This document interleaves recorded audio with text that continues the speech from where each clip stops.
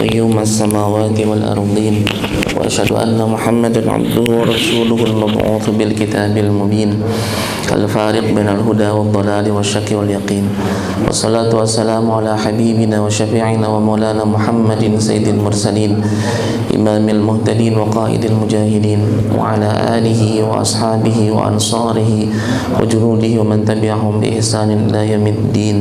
فيا أيها الحاضرون أوصيكم ونفسي بتقوى الله فقد فاز المتقون. اتقوا الله حق تقاته ولا تموتن إلا وأنتم مسلمون. Alhamdulillah Bapak Ibu rahimakumullah, di pagi hari ini Allah Subhanahu wa taala mengumpulkan kita. Mudah-mudahan langkah kaki kita, pengorbanan waktu dan tenaga kita menjadi investasi kebaikan yang insya Allah akan kita nikmati nanti di akhirat kelak. Amin ya rabbal alamin. Dan mudah-mudahan siapapun yang Allah hadirkan yang sedang diuji dengan kesehatan, mudah-mudahan Allah angkat segala penyakitnya, diganti dengan sehat walafiat. Yang sedang ditimpa ujian permasalahan dalam kehidupan, mudah-mudahan Allah berikan jalan keluar terbaik seraya kemampuan untuk mengambil hikmah di sebalik musibah. Dan kabar gembira dari Nabi SAW, idza ahabballahu 'abdan ibtalahu. Ketika Allah Subhanahu wa taala mencintai seorang hamba, maka Allah akan menguji hamba tersebut. Bapak Ibu rahimakumullah, ini kita berusaha untuk senantiasa memaknai terus ibadah-ibadah kita kepada Allah Subhanahu wa taala, sehingga aktivitas ibadah itu sesuatu yang kita nikmati, meskipun tujuan dari ibadah itu bukan untuk mendapatkan kenikmatan atau sensasi rohani semata, tapi memang itu perintah Allah, Allah perintahkan, Nabi contohkan, kita ikuti. Karena kalau kenikmatan menjadi tujuan, nanti bisa salah-salah gitu. Dalam satu pelatihan terkait dengan kehusyuan gitu, ada sebuah pertanyaan, kenapa kalau sholat harus dimulai dengan wudhu gitu.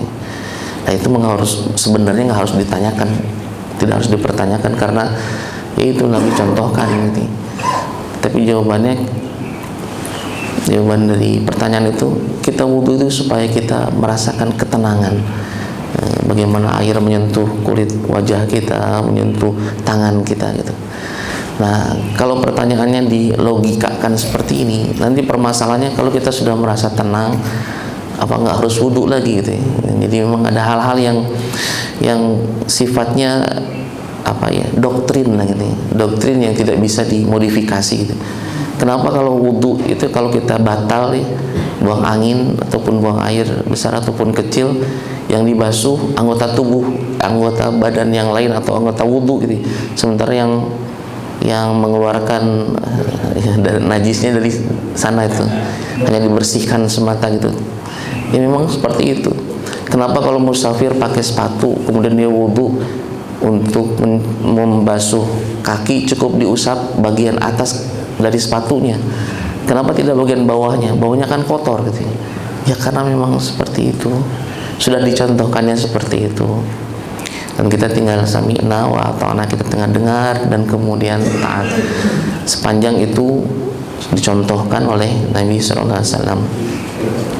Maka di pagi hari ini mari kita memaknai ulang 3 hal yang kemudian disebut pilar dari ibadah atau pilar perjalanan kita menuju Allah Subhanahu wa taala.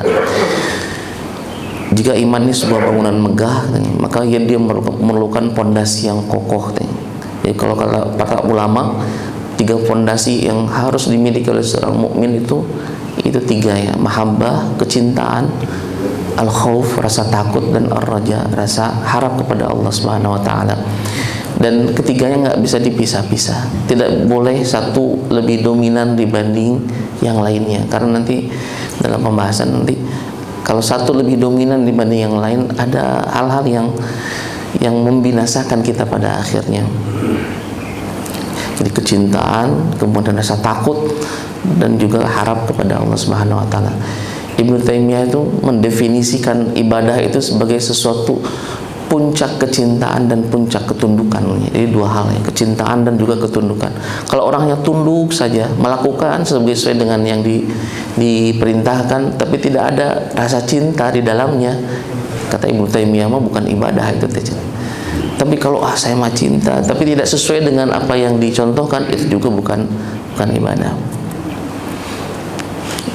Ibnu Qayyim Al-Jauzi, beliau dalam Madarijus Salikin, al-qalbi fi sirhi ilallah azza wa jalla manzarati at-ta'ir, beliau mengibaratkan hati itu dalam perjalanannya menuju Allah Subhanahu wa taala diibaratkan seperti burung yang terbang.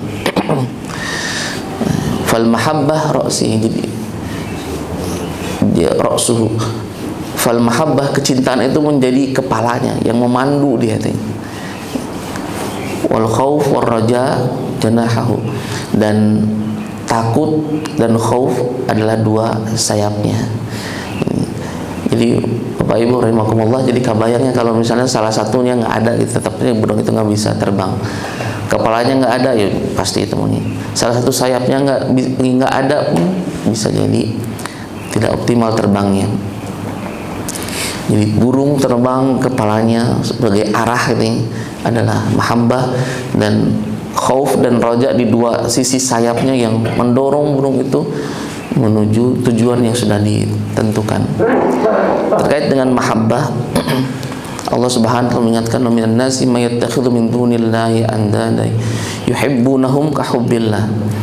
Ini banyak ayat yang bicara tentang kecintaan. Dan di antara manusia ada orang-orang yang menyembah tandingan-tandingan selain Allah, kecintaan-kecintaan selain Allah, dan mereka mencintainya sebagaimana mereka mencintai Allah Subhanahu wa taala. Jadi kecintaan-kecintaan yang di luar Allah Subhanahu wa taala yang disetarakan dengan kecintaan yang lainnya. Lalu kemudian ayat ini di kalimat berikutnya, walladzina amanu asyaddu hubban lillah. Yang orang beriman itu asyaddu hubban, sangat kuat kecintaannya, besar sekali kecintaannya kepada Allah Subhanahu wa taala. Kalau sudah ngomong masalah cinta mau ya Bapak Ibu rahimakumullah, yang jauh teh terasa dekat gitu. Yang sulit jadi mudah nih. Yang rumit jadi sederhana itu. Makanya siapa yang penyanyi teh Robin Williams katanya teh, let love be your energy katanya. Jadi cinta teh jadi energi lah gitu. Kalau sudah cinta mah apapun kita lakukan lah gitu. Nah, mendaki gunung, menjelajahi laut ya, kalau sudah kecintaan mah. Pada Bapak Ibu yang berbeda suku gitu, ketika mendapati cintanya tuh, ada yang dapatin orang seberang gitu. Itu kan perjalanan panjang untuk menemui belahan hati itu, tetap saja merasa ringan di dalam perjalanan itu, karena sudah dibungkus dengan kecintaan. Jadi inilah yang sejatinya harus menggerakkan kita dalam ibadah. Kalau bobotoh gitu ya, Persib itu teh kalau datang ke stadion nggak diongkosin Pak, nggak harus dikasih makan gitu ya.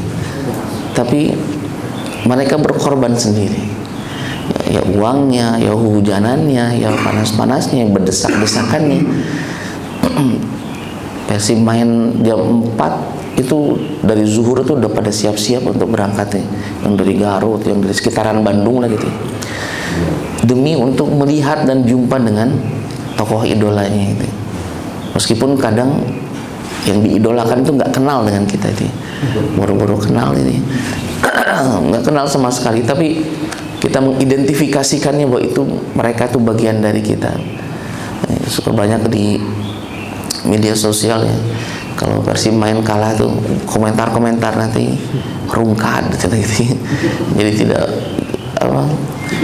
ya begitulah ya. Padahal tidak ada sedikit pun nilai positif ya, ataupun kerugian kalau Persib menang ataupun kalah. Tapi kegembiraan ketika hadir di stadion melihat tuh, itu sesuatu yang sulit untuk ditukar dengan yang lain bagi yang cinta sepak bola. Bagi yang suka mancing Pak, kemana-mana tadi udah gitu ya, udah. Kakak saya tuh kalau sudah mancing tuh ya memang termasuk yang ini ya, cocok dengan mertuanya tuh, jadi tandem gitu mancingnya tuh. 3 hari 2 malam Pak, biar luhur gitu, cuma rakit semeter ditambahin gitu, makan di sana, sholat di sana, itu di sana gitu, berkholwat kalau kita mancing tuh. 3 hari 2 malam Saya pernah ikut tapi nggak sampai berhari-hari gitu. Kalau nggak suka membosankan sekali gitu. Saya tanya ke kakak teh, apa kok bisa gitu? Kata beliau, apa ya istilahnya teh, kerennya gitu. Begitu umpan dia makan oleh laut, oleh ikan tuh, itu tuh sensasi sekali gitu. Padahal kalau ikannya mah nggak begitu suka gitu, tapi sensasinya itu. Jadi kalau orang sudah cinta itu luar biasa. Jadi kebahagiaan yang bobotoh dengan tukang mancing itu bisa di-capture, kemudian dialihkan kepada kebahagiaan ketika kita, atau kecintaan ketika kita melakukan aktivitas ibadah. Memang tidak mudah ini teh, Bapak Ibu rahimakumullah. Bagaimana kalau Allah Akbar, ada masuk azan lagi, bergegas untuk menuju ke masjid untuk salat ini. Jadi memberikan suasana atau kecintaan ketika, atau kebahagiaannya ketika kita melakukan aktivitas ibadah. Berikutnya, kalau khauf dan roja, ini banyak ayat yang terkait dengan ini. Salah satunya, ulaikal ladzina yad'una yabtaghuna ila rabbihimul wasilah ayyuhum aqrabu wa yarjuna rahmatahu wa yakhafuna 'adzabah. Jadi sedang digabungkan gitu ya. Mereka yang mengharap mendekat kepada Allah Subhanahu wa taala, mereka mengharapkan rahmatnya di satu sisi dan takut akan azabnya. Inna azab rabbika kana mahdhura. Sungguhnya azab Tuhan adalah sesuatu yang harus ditakuti. Ibu bapak rahimakumullah, ketakutan kita terhadap sesuatu itu kan berbanding lurus, atau kecintaan kita atau harapan kita kepada sesuatu itu berbanding lurus dengan tingkat pengenalan kita terhadap yang kita cintai, yang kita takuti, yang kita harapkan. Seorang maling yang sedang beraksi di kegelapan malam, mengendap-endap dengan gerakan-gerakan yang diusahakan tidak menimbulkan suara. Tiba-tiba tuan rumah terbangun dan berteriak polisi, polisi gitu. Bagi maling itu ucapan polisi itu kan bukan sesuatu yang biasa-biasa gitu. Ada gambaran penjara, gambaran disiksa, gambaran macam-macam gitu. Sehingga ketika disebutkan kata polisi itu, ya, dia kemudian mengurungkan niatnya. Saya pernah jadi guru, Pak. Kalau ngawas ujian gitu kan, murid sekarang mah ya bisa pada canggih lah gitu ya. Yang nyontek itu kalau kata teman, guru ningalikeun gitu ya, itu berhenti, Pak. Tidak ada yang merasa tenang dalam proses contekan itu ya. Atau bahkan merasakan nikmat, sensasi rohani yang tinggi ketika mencontek ini. Tidak ada, karena nuraninya sendiri mengatakan itu salah, sesuatu yang salah gitu. Nah, Bapak rahimakumullah, kalau didefinisikan ya, kata Ibnu Qayyim al-Jauzi, khauf atau rasa takut itu alladzi yakfi al-jawarih anil ma'asi, sesuatu yang mencegah anggota tubuh kita dari melakukan kemaksiatan, yang mencegah kita dari kemaksiatan, karena pengenalan kita terhadap zat yang mengawasi kita. Demikian pula rasa harap ya. Kalau Ustaz Khazin Abu Fakir dalam bukunya beliau menggambarkan rasa harap itu, kalau kita ada tetangga yang luar biasa dermawan, bantu orang yang membutuhkan, tidak mempersulit, pokoknya kalau ada kesulitan datang ke beliau, itu selesailah gitu ya. Orang merasa mendapatkan solusi atau solusi terbaik dari permasalahan yang sedang dialaminya. Maka ketika kita mendapatkan permasalahan yang berat, kemudian disebutkan nama dermawan tersebut, ada rasa harap kita untuk mendapatkan bantuan, berusaha mendapatkan jalan keluar ketika kita bisa bersilaturahim atau datang ke rumah tersebut. Jadi ada berharapan. Sehingga disebutkan irtiyahul qalbi liintidhari ma huwa mahbubun 'inda, ketenangan hati untuk menanti sesuatu yang ia cintai, dibarengi dengan usaha agar mendapatkan sesuatu yang ia sukai.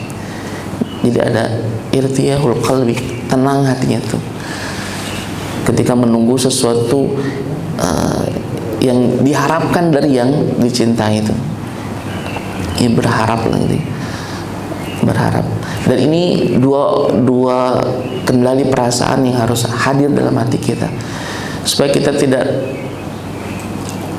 terlalu pede ya, setiap amalan kita pasti diterima oleh Allah Subhanahu wa taala. Di satu sisi kalau rojanya dominan, di satu sisi kita tidak terlalu mengkhawatirkan ya, rasa takut yang berlebih yang membuat pandangan kita kepada orang lain itu selalu salah ketika berbeda gitu.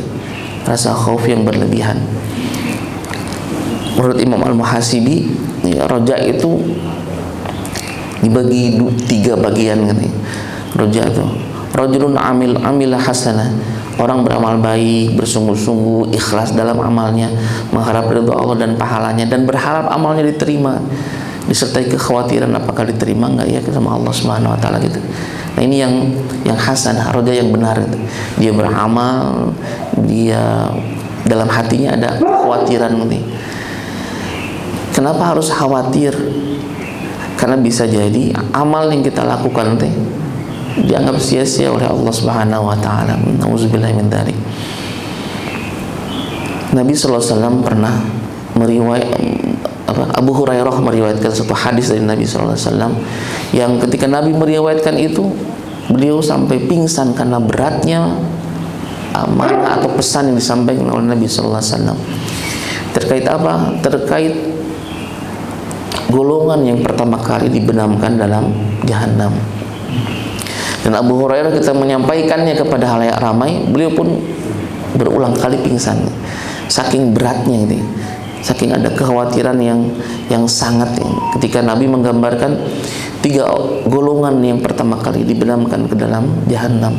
Yang pertama, orang yang berilmu, yang dengan itu dia menyebarkan ilmunya, membuat orang yang tidak tahu menjadi tahu, yang lalai jadi bersemangat kembali dengan keilmuannya, tapi bukan karena Allah Subhanahu wa taala, agar orang takjub dengan wawasannya, dengan pemikirannya, agar orang terkagum-kagum dengan ketinggian ilmunya.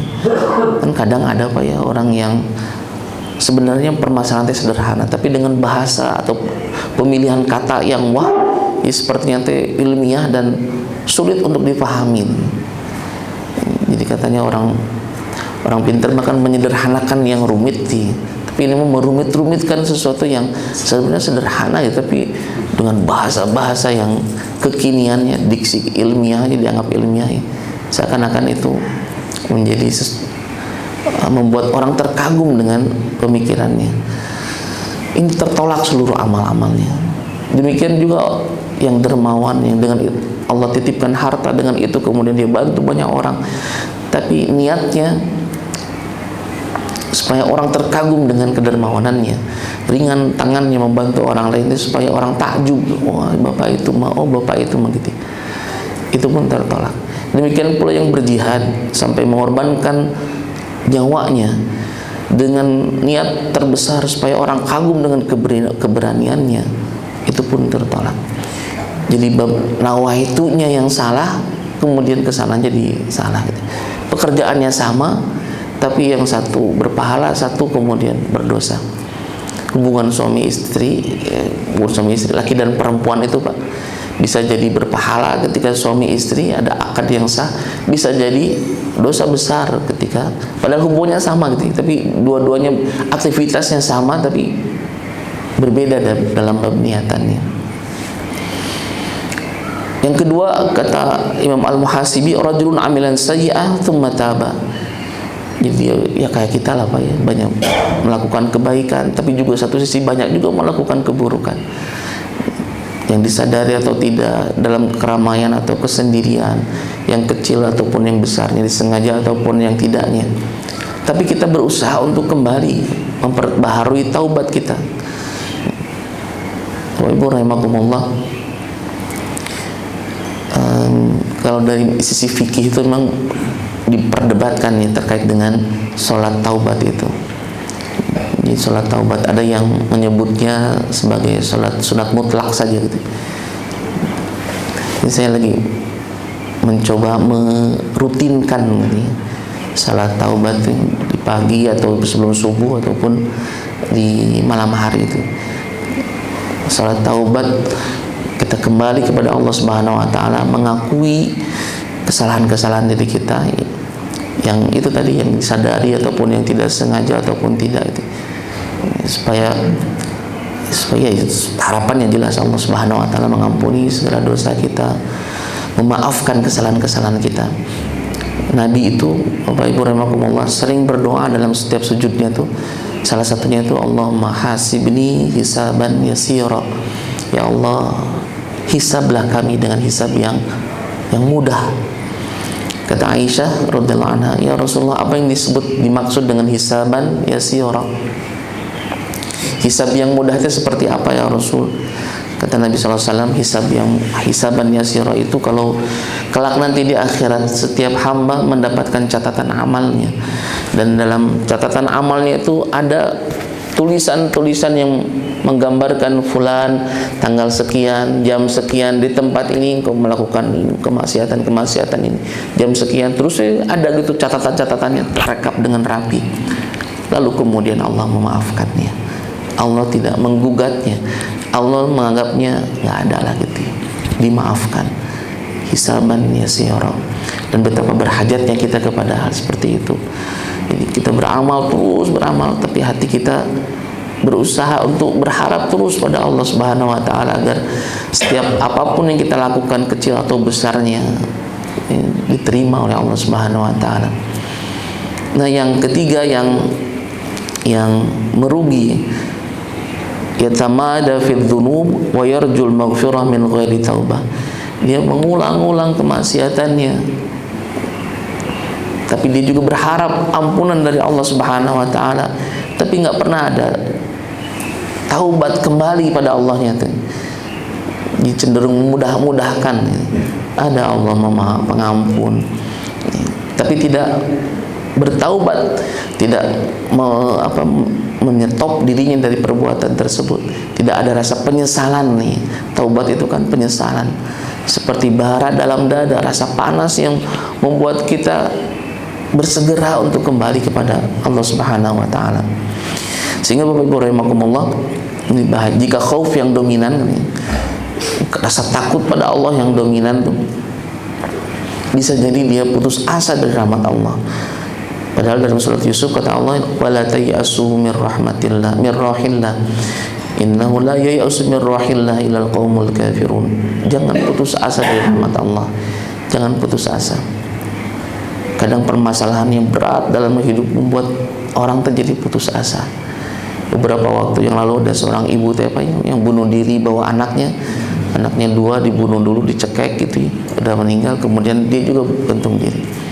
Sebelumnya nulis surat wasiat, nggak kuat hidup kita, suami kejerat pinjol nih, terus di masyarakat selalu merasa disalahkan, di tekanan-tekanan di dalam keluarga ditekan, di luar pun merasa malu. Akumulasi perasaan itu membuat dia putus asa. Karena kalau meninggal selesai masalah teh. Iya, selesai masalah di dunia, tapi di akhiratnya belum tentu. Bapak Ibu rahimakumullah, dulu saya berpendapat atau beranggapan ya, orang bunuh diri itu mutlak kemudian masuk nerakanya itu. Tapi kemudian ada salah seorang ulama memberikan pandangan yang lain gitu. Jadi kalau orang ini memang mengingkari hal tersebut, orang muslim yang mengingkari, masuknya ke dosa besar. Dan akidah Ahlussunnah wal Jamaah, kalau orang muslim itu dia dosa besar ya, tapi nggak sampai ke syirik gitu ya, itu ada peluang untuk diampuni oleh Allah Subhanahu wa taala, dan tidak kekal di neraka ini. Jadi ada transit terlebih dahulu, dicuci, lalu kemudian setelah selesai Allah tetap memperhitungkan kebaikannya. Dan ini sedikit melegakan gitu, karena beberapa waktu yang lalu di masjid itu ada yang meninggal. Kalau di Ciroyom, Pak, ini karena rumahnya sempit ya, jadi kadang minta izin ke masjid untuk disimpan jenazahnya tuh di masjid. Dan kita kalau yang sedang sholat biasanya subuhan, habis subuh kemudian mensolatkan. Nah, karena informasinya terbatas, ini ada di grup DKMT, ini ada yang meninggal, minta izin ke masjid. Oh ya mangga, habis dimandikan, dikafankan, kemudian disimpan, habis subuhan kemudian kita sholatkan. Nah, siang hari baru ada yang informasi itu teh overdosis katanya teh. Jadi obat ya, overdosis meninggal. Ada yang mengatakan kalau tahu gitu mah harusnya jangan disolatkan gitu. Bunuh dirimu jangan disolatkan gitu. Ya kalau tahu sebelumnya barangkali bisa tapi kalau sudah terjadi makan ya gimana ya kalau sudah terjadi kejadian. Dan dari sana cari-cari informasi ternyata tidak mutlak di neraka ya. Di neraka. Bahkan dalam Riyadhus Shalihin digambarkan Pak, ada orang yang terakhir kali masuk surga ya. Dan Nabi itu syafaat Nabi sallallahu alaihi wasallam tuh luar biasa. Dalam hadis digambarkan Nabi itu minta ke Allah agar jika ada penghuni neraka itu punya keimanan sebesar biji yang bertahap gitu, biji sampai biji zarrah yang paling kecil aja. Selama hidupnya dia ngucapin kalimat la ilaha illallah waktu nikahan gitu. Pas akad dia ngomong la ilaha illallah gitu. Habis itu mau udah kemana lagi gitu. Dicatat sebagai kebaikan gitu. Yang dengan itu Allah tidak dikekal dalam neraka. Nah, ada orang yang terakhir masuk surga, Pak. Semuanya sudah masuk ke tempat masing-masing, sudah kekal di dalamnya. Ini terakhir digambarkan dalam hadis itu dalam keadaan yang gelap gitu. Ya kebayang dia dibakar gitu. Kemudian dimandikan di Nahrul Haya. Kemudian segar lagi dia menghadap ke Allah, kemudian kata Allah, "Pergi dan masuk ke dalam surga." Ini orang ini beberapa langkah dia balik lagi sambil mengatakan, "Ya Allah, surgamu sudah penuh," gitu. Karena dalam pikirannya mungkin ini orang dari mulai zaman Nabi Adam sampai akhir zaman gitu. Udah masuk pada surga, kaplingnya habis gitu. Kayaknya nggak kebagian kita itu. Yang ngadep ke Allah lagi, ya Allah, udah penuh kayaknya teh. Ini sampai 3 kali pada dalam hadis tuh. Pergi masuk dalam surga. Sampai akhirnya dikatakan kepada orang ini, untukmu seluas dunia wa asyru amthaliha, dan juga 10 kali lipat dari itu keluasannya tuh. Kebayangnya Pak, seluruh dunia dan kemudian 10 kali lipat balas dari itu. Jadi Allah Subhanahu wa taala, subhanallah, Rahim, Rahman dan Rahimnya itu. Bahkan dalam sebuah hadis qudsi digambarkan makhluk-makhluk Allah itu protes kepada Allah. Petir, gunung, lautan, awan hitam, batu-batu besar itu mereka ingin membinasakan manusia karena demikian kufurnya atas nikmat Allah Subhanahu wa taala. Tapi Allah menenangkan mereka dan mengatakan, "Ana, kalau kalian menciptakannya, kalian pasti mencintainya." Lalu kemudian di akhir hadis itu Allah Subhanahu wa taala dalam hadis qudsi mengatakan, "Ana habibi," aku ini kecintaan bagi mereka yang tunduk, taat, bertaubat kepadaku. "Wa ana tabibi," dan aku ini dokter. Kalau hamba-hambaku enggan mendekat kepadaku, hambaku enggak mau kembali kepadaku, aku ini dokter yang akan mengobatinya. Makanya di antara hal yang paling cepat membuat seseorang kembali kepada Allah itu adalah ujian, apa? Ujian.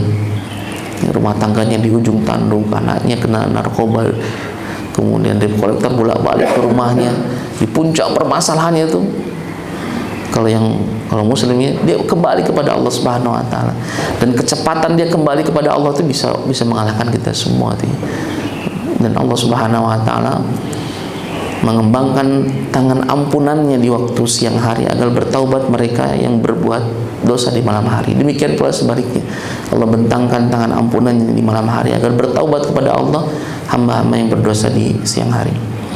Jadi nggak boleh kita putus asa, Pak. Sekelam apapun, bejat apapun lah diri kita ini. Bahkan dalam hadis itu digambarkan, ada riwayat kata Nabi SAW, bagaimana seorang pelacur ya, yang gelap kehidupannya, kelam sekali, menjijikkan dalam pandangan manusia, tapi ketika melihat seekor anjing yang kehausan, lalu kemudian dia turun ambil air untuk diberikan kepada anjing itu, kata Nabi SAW, Allah mengampuni dosa itu. Jadi subhanallah, tidak ada alasan untuk berputus asa dari rahmat Allah. Nah, kalau khaufnya dominan jadi ekstrim lah, Pak.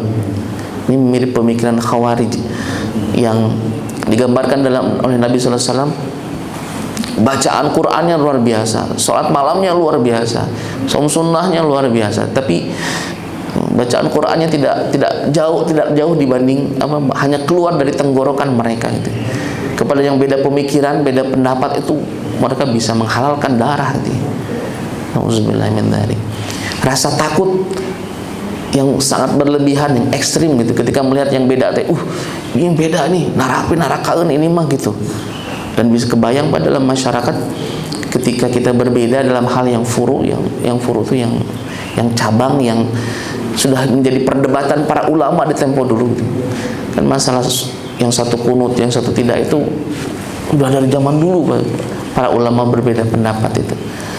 Yang satu atahiyatnya utak-utakan, yang satu lurus terus, itu sudah dari dulu. Yang kalau diperdebatkan itu masing-masing punya pendirian gitu, punya hujah gitu, ujung-ujungnya itu. Dia pernah ngisi di satu komunitas, Pak. Dia cerita, habis ngaji itu cerita, Ustaz ini alhamdulillah saya jadi beliau buat tokonya di Ciroyom, kemudian rumahnya mah di Garut. Jadi mandang orang yang berbeda itu di bahasanya tuh di sebelah mah bala pisan Ustaz. Nggak kayak runtah gitu, bala sekali itu ibadahnya teh. Maka saya di kampung teh, di Lembur teh bangun masjid khusus aja eta gitu. Padahal hanya beda RT, Pak, kehalang sama jalan gitu. Ini masjid yang NU, ini untuk yang Persis gitu. Jadi ini sampai sakit tuh. Nah, untuk hal-hal yang sifat furu. Tapi beberapa kelompok Islam itu menganggap perbedaan furu itu sesuatu yang tetap harus sama gitu ya. Padahal nggak bisa kayak gitu, Pak. Nggak bisa. Zaman dulu saja Imam Malik ketika beliau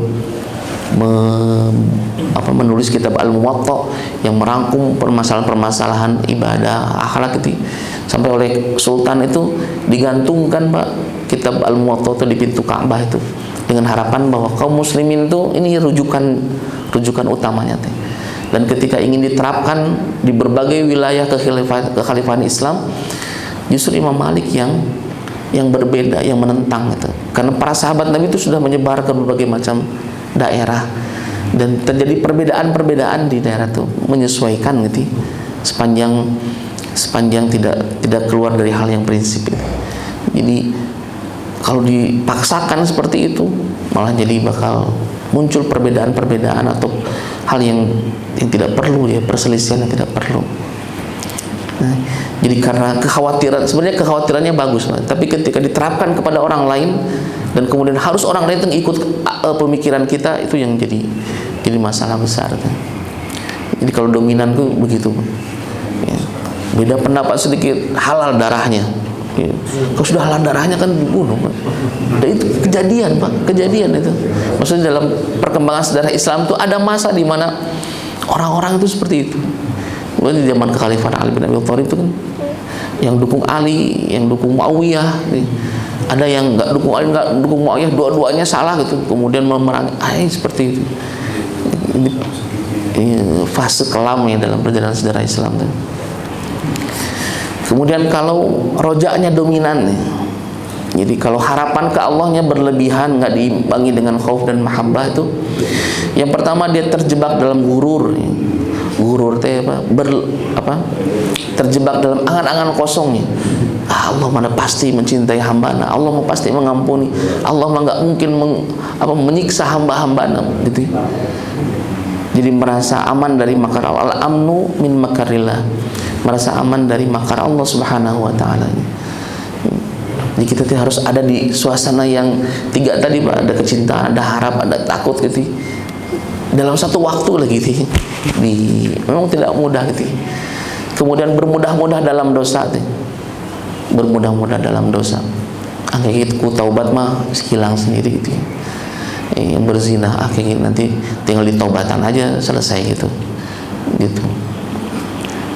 Atau ibadahnya enggak tulus, hanya mengejar surga bukan karena Allahnya. Ini sebenarnya tidak salah Pak kita ibadah untuk mengharap surga, mengharap ganjaran dari Allah Subhanahu wa taala, tidak salah.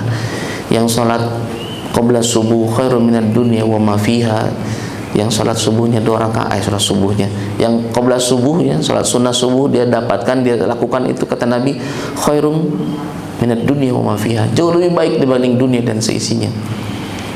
Jadi jauh lebih baik dari pemilik dunia dan seisinya. Jadi kita keluar dari masjid di waktu subuh itu udah kita lakukan qabla subuh, kita jamaah subuhnya, itu mentalnya itu mental kaya gitu, kita harusnya main. Orang dunia ada lebih baik, kita punya sesuatu yang jauh lebih baik dibanding seisi dunia itu. Tapi dalam prosesnya barangkali tidak harus terus-terusan berdasarkan seperti pedagang yang mengharapkan keuntungan dari setiap perniagaannya. Jadi pada akhirnya berproses. Terakhir, kalau mahabbahnya yang dominan gitu, kecintaan kepada yang lain nih selain Allah, ini jelas ada syirik ya, memalingkan cinta kepada selain Allah. Kemudian ada juga cinta buta, gulu ya. Kalau tadi gurur tertipu, ini gulu berlebihan gitu. Jadi saking cintanya ke Allah, dia sampai merasa, kayaknya saya sudah nggak perlu lagi ibadah gitu ya. Karena sudah ada di level ma'rifat, sudah di yang ibadah fisik mah sudah terlewatkan gitu ya. Nggak perlu lagi ibadah, nggak perlu lagi syariat gitu ya. Seperti itu. Dalam syair-syair tasawuf tuh ada yang memang kadang berlebih-lebihan juga ya. Seperti anggur yang dihidangkan kemudian dia minum langsung berubah menjadi air tawar, dan itu menjadi halal baginya gitu. Dan itu hal yang berlebihan. Atau juga merasa ujub, merasa bangga seolah-olah dia adalah kekasih Allah Subhanahu wa taala. Ketika Nabi mengatakan Allah Subhanahu wa taala menyembunyikan kekasih-kekasihnya di halayak ramai. Jadi kalau Allah tadi sembunyi-sembunyikan kekasih-kekasihnya teh, dia merasa ya Allah, bahwa saya yang gitu dalam hatinya teh. Jadi merasa ijabun nafs, bangga dengan amal diri, bangga merasa bagian dari kekasih Allah Subhanahu wa taala. Padahal kekasih Allah Subhanahu wa taala, Nabi SAW kan kehidupannya nggak mudah gitu Pak, kehidupannya teh. Jumpa permasalahan yang terus-terusan, diancam, dihina gitu.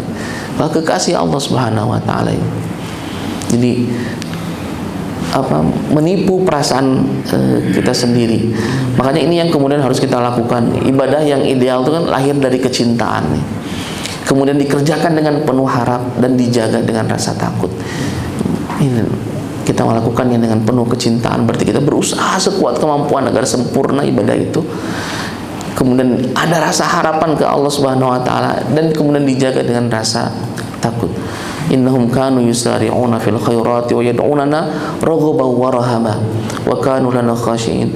Orang-orang yang selalu bersegera mengerjakan perbuatan-perbuatan yang baik, mereka berdoa kepada kami dalam raja, dalam penuh harap dan cemas, dan mereka orang-orang yang berharap kepada kami. Di yusari'una fil khairat dulu gitu Pak, melakukan kebaikan-kebaikan yang Allah perintahkan, Nabi contohkan, lalu kemudian dalam hatinya penuh harap ke Allah sampai rasa takut, jangan-jangan ini ibadah nggak diterima sama Allah. Di zaman Nabi SAW Pak, ada yang salah seorang sahabat yang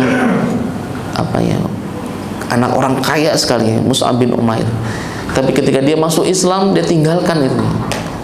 Konon katanya dalam salah satu hikayat tuh, kalau Mus'ab bin Umair lewat satu jalan, dia mau lewat itu dari kejauhan sudah tercium kayak minyak wanginya gitu. Minyak wanginya itu sudah tercium. Garis-garis di muka itu ya, sudah mengidentifikasi ini pasti Mus'ab bin Umair itu. Orang kaya Pak. Tapi ketika dia masuk Islam, dia tinggalkan seluruhnya tuh. Bahkan ibunya tuh Pak, ibunya sampai ngancem gitu. So kalau nggak balik lagi ke sini, ibu mah nggak mau makan gitu. Dan benar dibuktikan itu. Sampai Mus'ab datang ke ibunya, sampai dengan penuh kehormatan, dia ngomong ke ibunya, ibu, kalau nyawa ibu teh seperti nafas yang akan keluar seiring dengan nafas ibu teh, saya mah nggak akan balik ke agama yang lama gitu. Tapi tetap berbuat baik gitu ya. Tapi kalimatnya tuh gitu. Sampai di penghujung kehidupannya Pak, dia meninggal, nggak ada kain yang bisa menutupi tubuhnya tuh.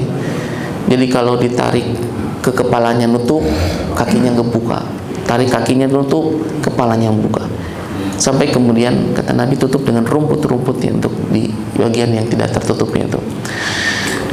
Dan Abdurrahman bin Auf nih, salah seorang sahabat Nabi, ketika menyaksikan itu dan kita mengetahui bagaimana kekayaan Abdurrahman bin Auf, beliau mengatakan, sungguh kami khawatir ketika melihat Mus'ab bin Umair, beliau mendapatkan kedudukan tinggi di sisi Allah Subhanahu wa taala. Jangan-jangan kita mah dibayar lunas di dunia gitu. Karena Allah berikan kekayaan rezeki yang demikian banyak. Jadi kekhawatiran gitu lihat Mus'ab begitu, lalu dia kemudian khawatir, oh ya Allah, jangan-jangan untuk di akhirat mah saya nggak ada, ini sudah dibayar lunas di dunia gitu. Begitu rasa yang bergejolak dalam hati para sahabat ini. Bapak Ibu rahimakumullah, kalau boleh dianalogikan nih. Jadi kalau petani itu mahabbahnya mah dia cinta ke pekerjaannya, menanam, menjaga dan lain sebagainya. Dan itu membuat dia senang dalam bekerja. Orang sudah cinta apa ya, dilakoni lah gitu. Kemudian rasa takutnya, dia takut padinya itu nggak tumbuh dengan baik, maka dia jaga dari bermalas-malasan, dia kasih pupuk, dia siram, dia melakukan usaha-usaha gitu, karena khawatir ini panennya gagal, tumbuhan padinya nggak tumbuh dengan baik. Rojaknya dia berharap bisa panen melimpah, sehingga ini menjadi sumber pendapatan itu.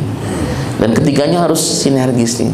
Begitupun ibadah ke Allah kita, rasa cinta kepada Allah karena Allah udah ngasih banyak sekali kenikmatan yang kita rasakan hari ini itu. Kemudian khaufnya, rasa takut dipalingkan oleh Allah, ya, takut ibadah kita nggak diterima gitu. Sampai satu sisi berharap penuh bahwa Allah nggak menyia-nyiakan sekecil apapun yang kita lakukan. Syekh Muhammad bin Shalih Al-Utsaimin beliau menjelaskan keseimbangan yang dinamis begini. Yang bagi ayakuna khaufu wa raja'u wahidan. Jadi khauf dan raja itu nggak boleh mendominasi satu dengan yang lain.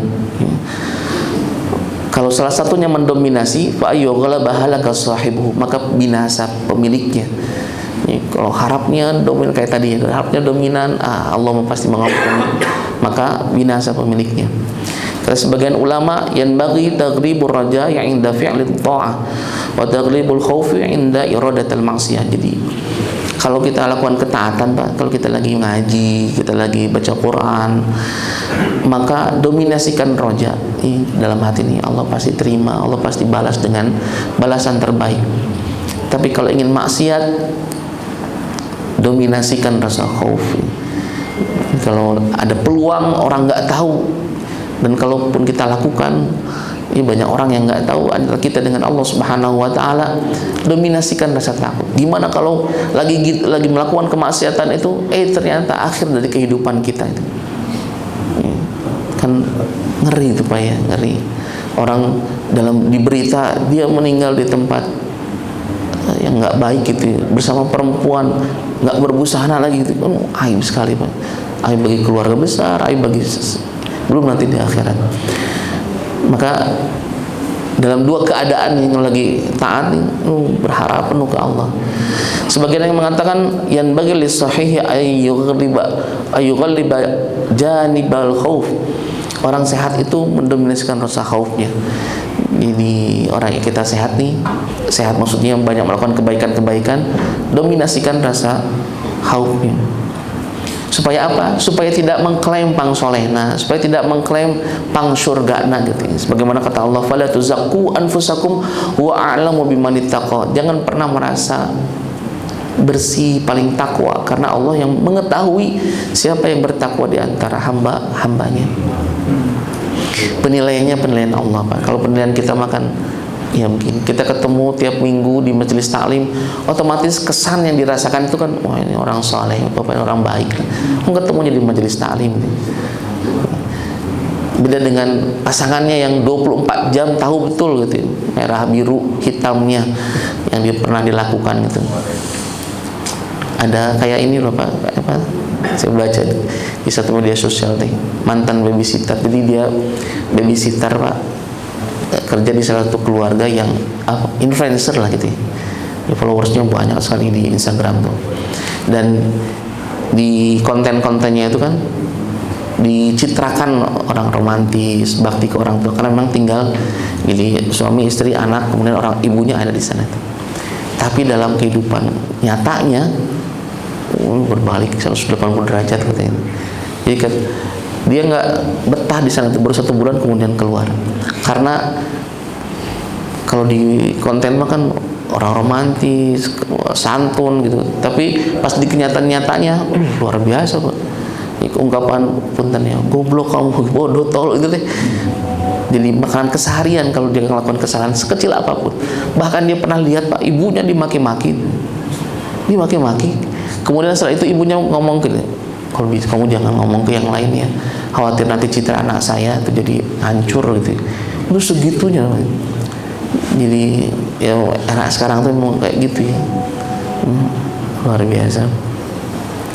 Jadi ini tergantung kondisinya, dan kita seharusnya menjadi dokter bagi hati kita sendiri. Satu sisi supaya kita nggak terlalu merasa teing gitu ya. Satu sisi jadi harus keseimbangan yang luar biasa. Ini teladan salafus saleh. Ketika beliau ditanya bagaimana keadaan hatinya, beliau mengatakan katsauratillah tusakkan, seperti air yang mendidih itu, nggak pernah tenang gitu. Dan sejatinya orang mukmin kan seperti ini, berada dalam keadaan ini, ada rojanya, ada khaufnya, ada kecintaannya. Fudhal bin Iyad mengatakan al khaufu raja farisani. Khauf dan raja itu seperti dua tunggangan. Kalau dia nunggang dua tunggangan sekaligus ya. Kalau jalannya, kalau seimbang jalannya lurus. Kalau salah satu dominan ya bakal belok lah gitu. Bakal belok. Terakhir bisa Pak, ini mah pertanyaan refleksi untuk kita ya. Saat sholat nih, kalau kita sholat atau dalam aktivitas ibadah yang lainnya, kira-kira didorong oleh apa gitu? Kecintaan untuk bermunajat, atau kekhawatiran tidak khusyuk, atau harapan untuk diterima nih? Dominannya yang mana tuh? Atau salah satunya yang lebih dominan, atau kita nggak merasa sama sekali gitu ya? Hambare gitu ya, kita sholat biasa gitu. Dan ini kan tergantung. Ada orang tiba baru misalnya nauzubillah, baru berzina misalnya, dia ingat Allah, dia khawatir, dia takut ke Allah, dia kemudian melakukan ibadah, melakukan aktivitas ibadah sampai nangis dalam sholatnya, dalam tilawahnya, sholat malamnya terjaga, sedekahnya rajin ya.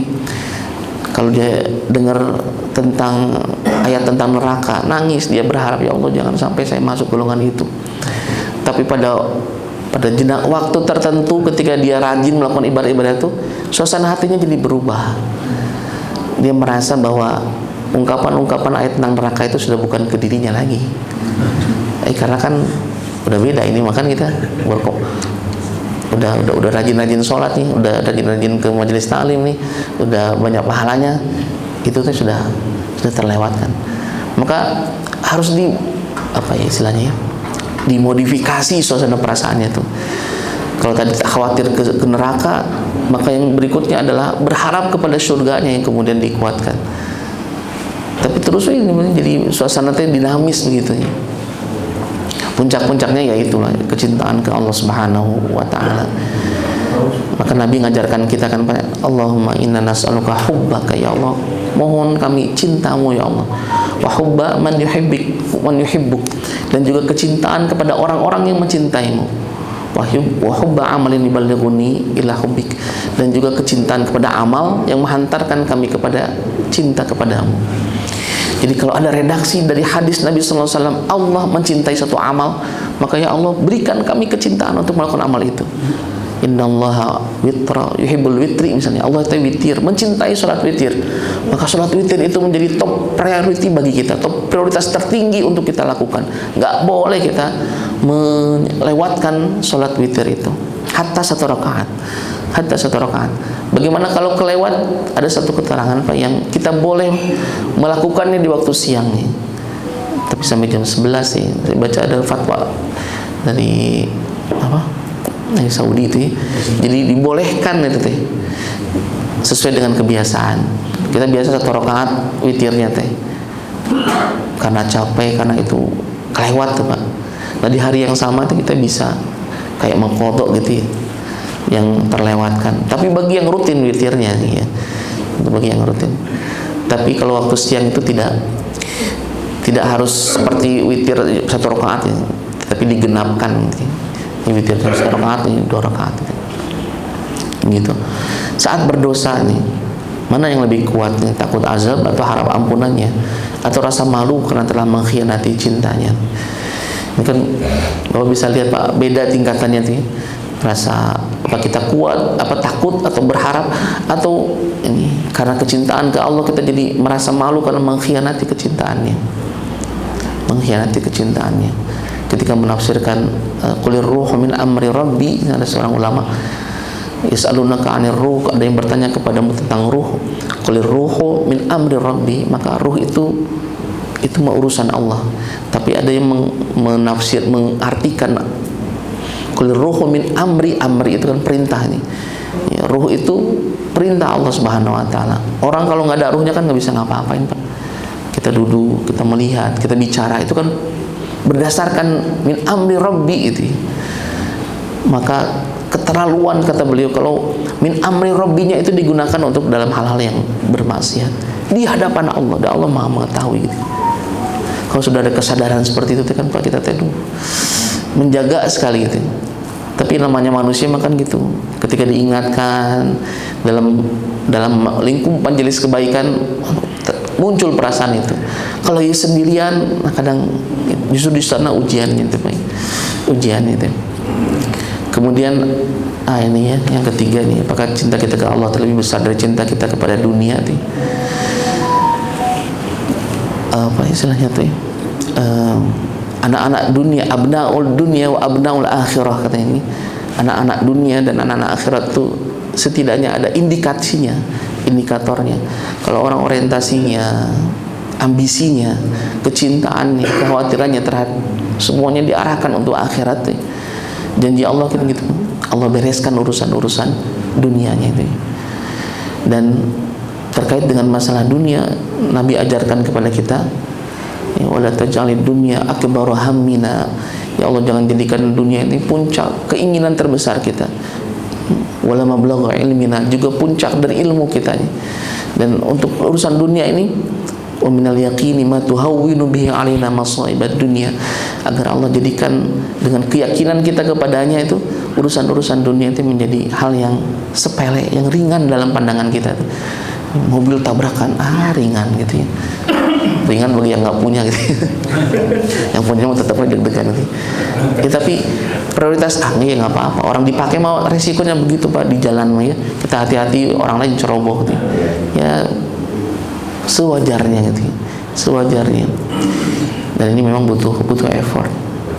Bapak Ibu rahimakumullah, itu saja barangkali terkait dengan pembahasan kita 3 pilar ibadah kita, mahabbah, khauf dan raja.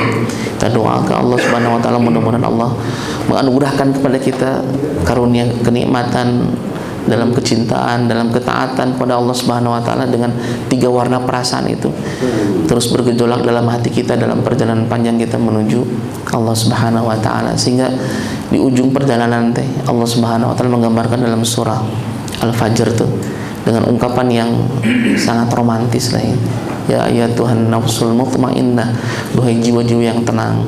Kita jalani dunia ini dengan tenang. Kenapa tenang? Kita yakin pada Allah yakin ada Allah. Semuanya nggak lepas dari genggaman kekuasaan Allah Subhanahu wa taala. Hatta kejadian Palestina dan Israel yang demikian kejam pun nggak lepas dari pengawasan Allah Subhanahu wa taala. Kalau sudah jadi bagian takdir rezeki kita, pasti bakal datang. Kalau sudah enggak, ya diusahakan gimana pun enggak akan datang. Ya, yakin, tenang.